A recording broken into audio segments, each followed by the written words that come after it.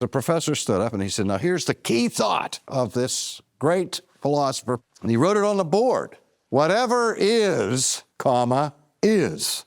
I said, wow, whatever is. And this guy's famous for saying something like that. What could be more obvious than whatever is? But there's no statement in secular philosophy that has jerked me back to contemplation more often than that one. Whatever is.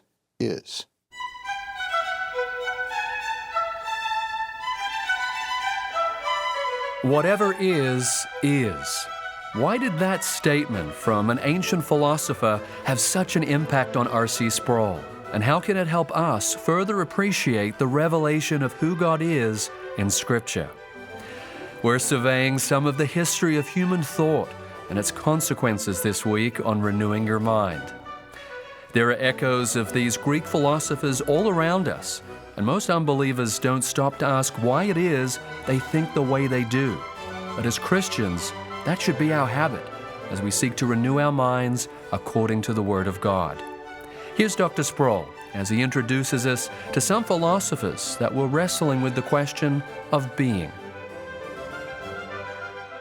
Several years ago, a cartoon character was brought to life on the silver screen when Robin Williams was cast in the role of Popeye. And if you recall that movie, I don't recall the exact words of what he would say, but the refrain that you heard over and over again would be, he would say, I am who I am, who I am, who I am, Popeye the Sailor Man, I am.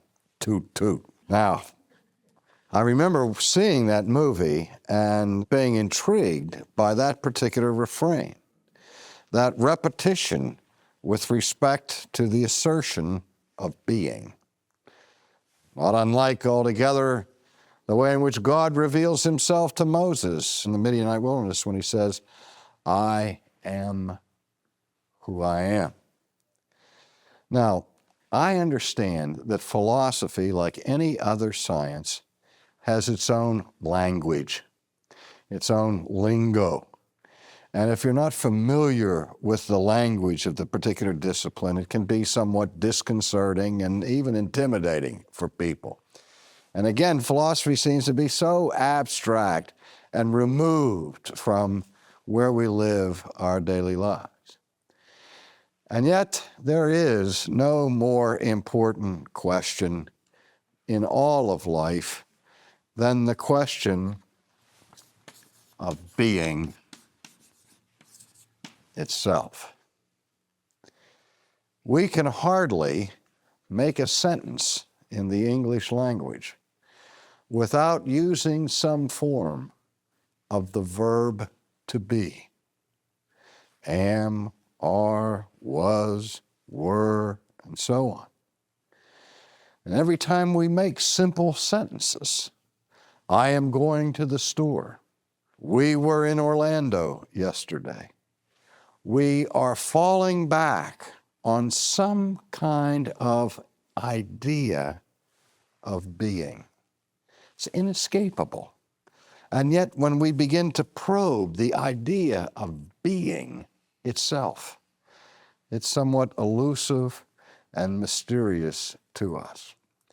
Well, in that period between the pre-Socratics that we've already covered and the arrival on the philosophical scene of the Titan of Athens, namely Socrates, there were some philosophers who were extremely important, not only as precursors for the coming of Socrates and Plato, but really for the whole history of theoretical thought.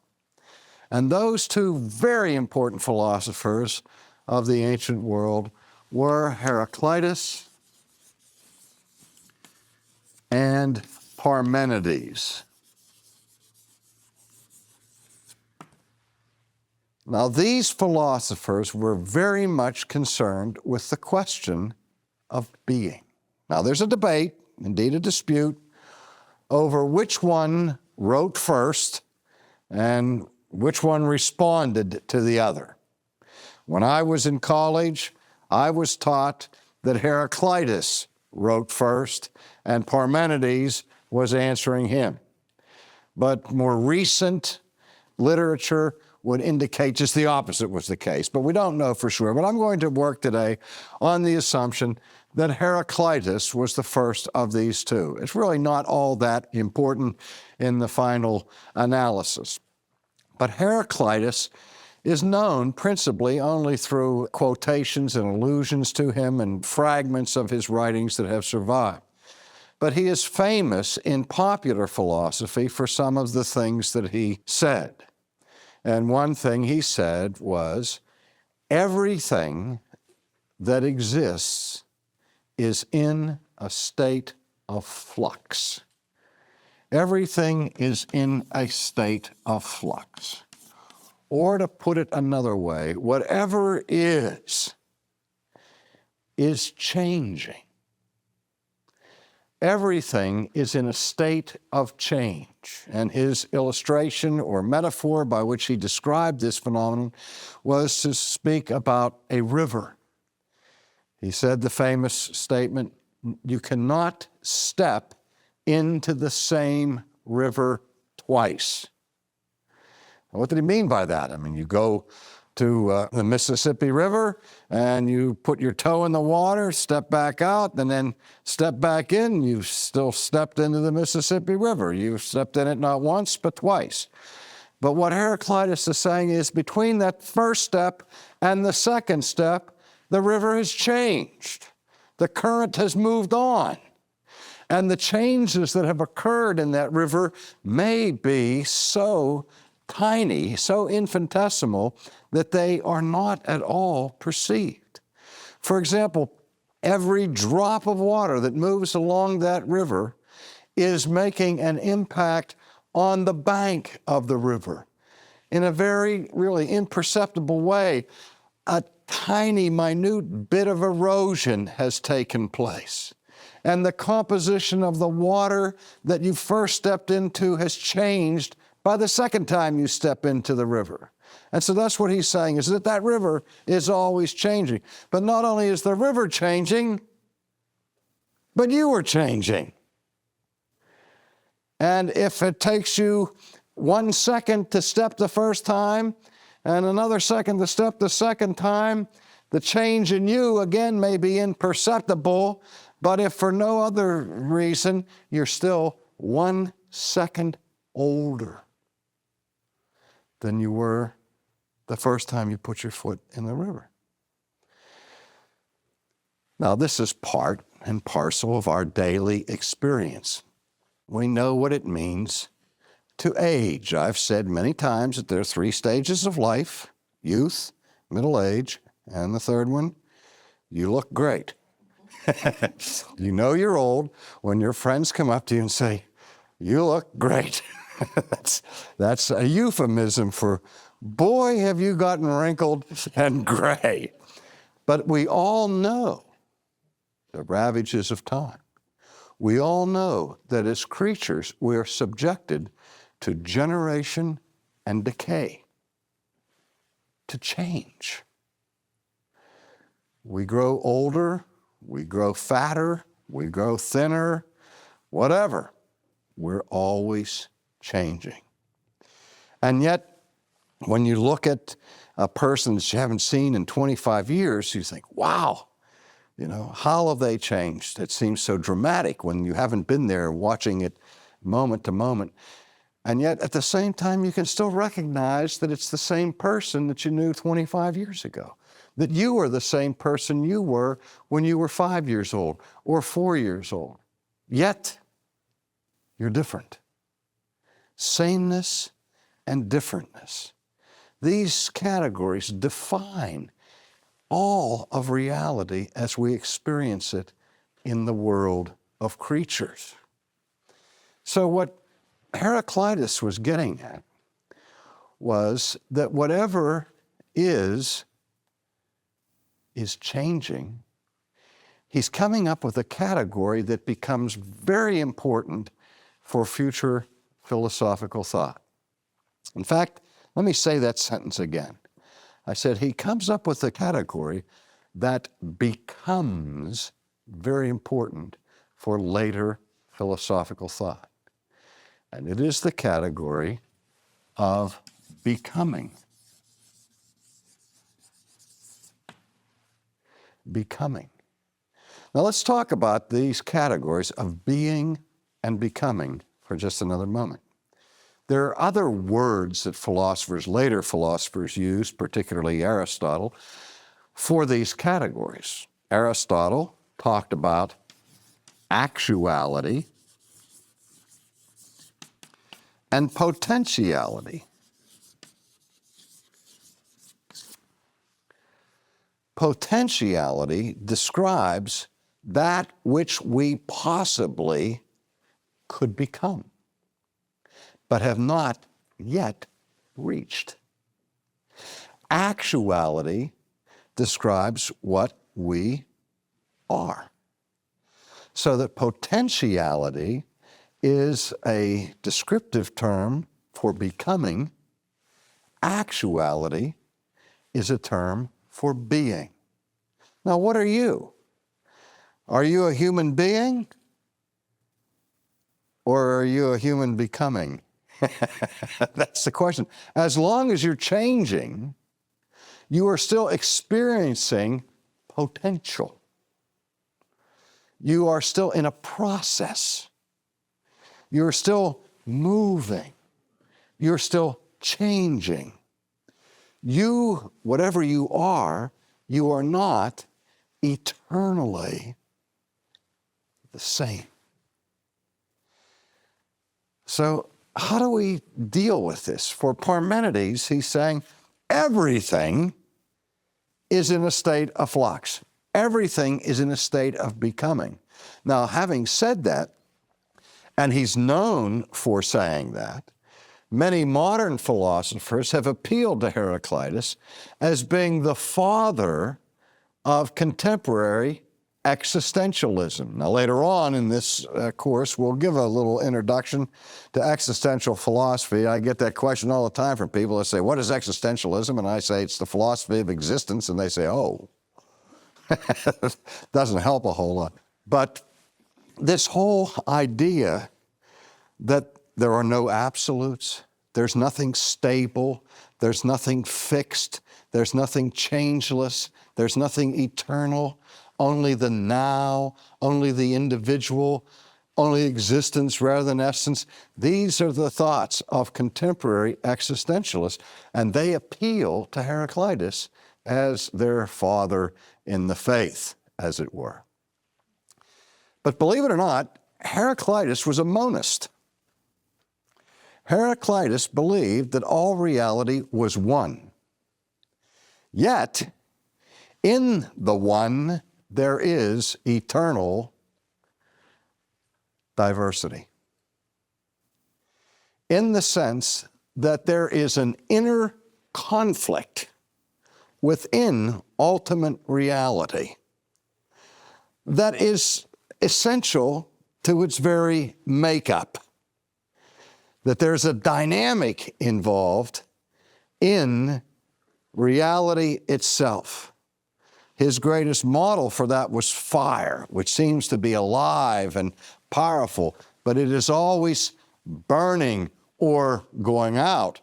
It's kind of the yin and the yang, the tension or the dialectic within itself. Now, over against Heraclitus, Parmenides argued with his most famous statement that many people have heard me lecture, have heard me refer to Parmenides many times. When I was a student of philosophy, and the first time I heard of Parmenides, and the quotation that was attributed to him, I thought was the silliest thing I'd ever heard in a philosophy class, and made me wonder why I was even wasting my time engaged in this enterprise, because the professor stood up and he said, now here's the key thought of this great philosopher Parmenides, and he wrote it on the board. Whatever is, comma, is. I said, wow, whatever is, and this guy's famous for saying something like that. What could be more obvious than whatever is? But there's no statement in secular philosophy that has jerked me back to contemplation more often than that one. Whatever is, is. What he's saying is a reality. To be real cannot be changing. Because that which is changing never truly is. You are not what you are because since I've started that sentence, you changed. And not even Robin Williams with the Popeye image can say, I am who I am, who I am, who I am. Popeye the Sailor Man. What he should say is, I'm potentially Popeye the Sailor Man. I'm becoming Popeye the Sailor Man. Because maybe I was Popeye the Sailor Man, but I'm not anymore. And even when I wasn't, because when I was changing. You can't freeze time with creatures who are constantly undergoing this state of flux. That's why it is a matter of great profundity that the God of sacred Scripture defines himself as I am. Not I am becoming, not I'm changing, but he is eternally perfect in his actuality. To put it another way, for God, there is no potential. God has no lack or deficiency into which he must grow to realize his full potential. He has pure actuality.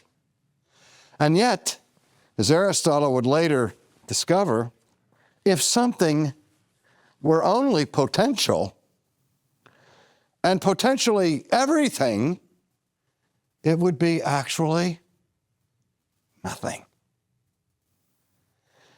So there can't be pure potentiality, or there can't be something that is purely becoming. If all you are is change, if all you are is becoming, all that means that what you are is that you are not.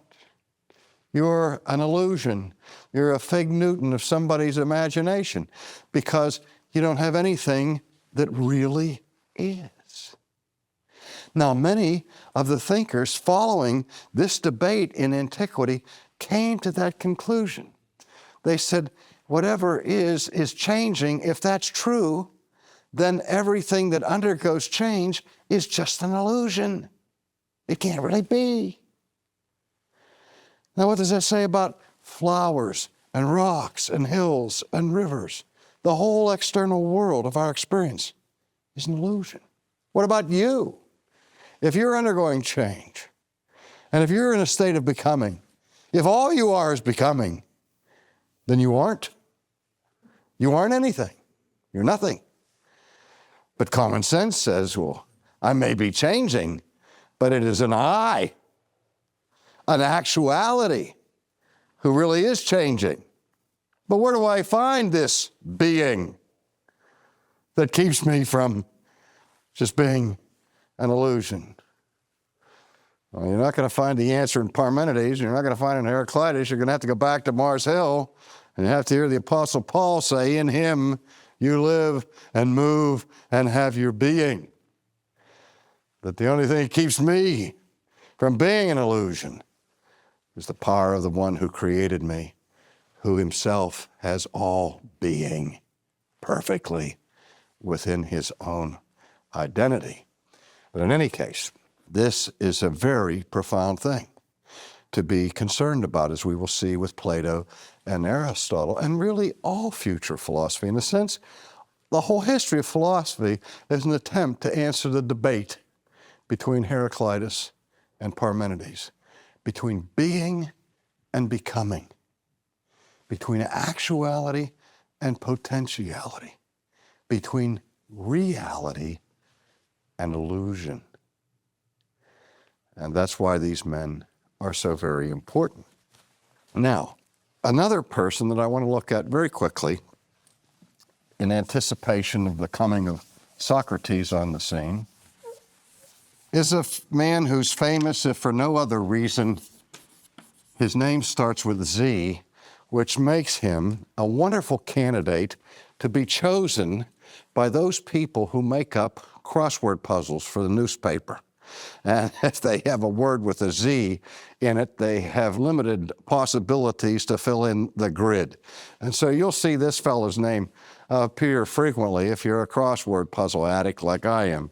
Zeno, the skeptic of antiquity. Zeno was actually a disciple of Parmenides. And he wanted to attack all forms of philosophy that declared the reality of either matter or motion. And he used an argument in his little games that he played that became quite important to the whole future of Western thinking and debate. He made famous the argument called reductio ad absurdum. Now, the way that kind of an argument works is you listen to your opponent, and your opponent gives his thesis. He gives the point that he's trying to make. And rather than just counter that by giving opposite arguments for it, the person who's reasoning in the fashion of Zeno would say, okay, I'm going to adopt your position. And I'm going to see where that position takes me if I follow it to its logical conclusion. And so Zeno would do that. He'd step into the shoes of his opponent and then reason from the opponent's premise logically and show that that premise, if reasoned out thoroughly, would lead to absolute absurdity. The Apostle Paul does that frequently, for example, in the New Testament. When he writes in 1 Corinthians 15 to those who are denying the resurrection, he said, okay, if there is no resurrection of the dead, what are the implications of that? And he spells them out and reduces the arguments of his opponents to foolishness. Well, Zeno argues against pluralism because pluralism taught the infinite divisibility of matter. And he said this is absurd. And he does this with his arguments from motion. If you want to go from Chicago to Orlando, you can't get there. And his reasoning is this: before you go from Chicago to Orlando, you first have to go halfway. And that makes sense? And once you reach the halfway point, to get from that point to Orlando, you have to go halfway. And once you get to that point, in order to get from there to Orlando, first you have to go, what? Halfway. Now, how long does this halfway business keep up? Forever. You'll never get there. So that's why if I want to go from Chicago to Orlando, and I'm a disciple of Zeno, I plan my trip to Miami so that on the way I could drop in at Orlando. So anyway, this business of matter, reality, being, and becoming all set the stage for the crisis that happens in ancient Greece that is not resolved until the appearance of Socrates.